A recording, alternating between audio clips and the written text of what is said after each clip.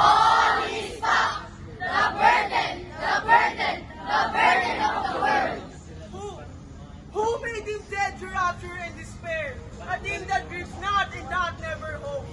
Colin and son, a brother to the ox. Who loosened and let down this brutal jaw? Whose was the hand that sanded back this broke? Whose belt threw out the light within this brain?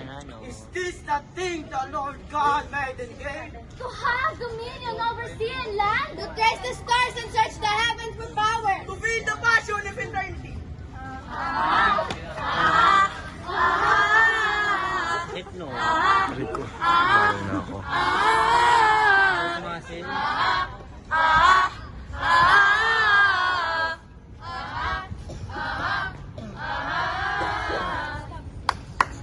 Is this the dreamy dream who shake the suns?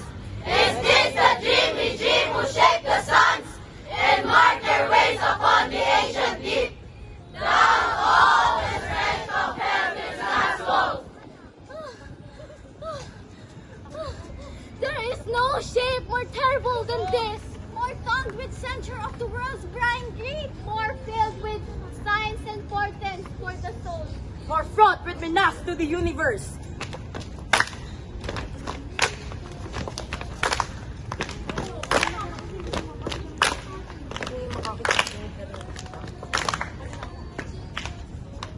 What goes between him and the seraphim?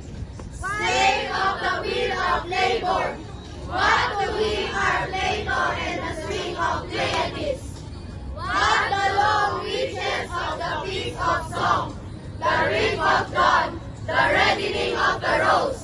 Through this red shade, the shuddering ages look. Time's tragedy is in the aching stoop. Through this red shade, humanity betrayed. Plundered, profaned, and disinherited. Rise, protest to the power that made the world. A protest that is also a prophecy. Oh, masters, masters, lords and rulers in all lands. Is this the handiwork you gave to God? This monstrous thing distorted and so quenched. How will you ever straighten up this shape? God is again with immortality. Give back the upward looking and the light. Rebuilding in the music and the dreams. Make right the immortal infamous. Perilous thrones and inimitable hosts. Oh, masters, masters, lords and rulers in all lands. How will the future reckon with this man? How answer his brute question in that hour?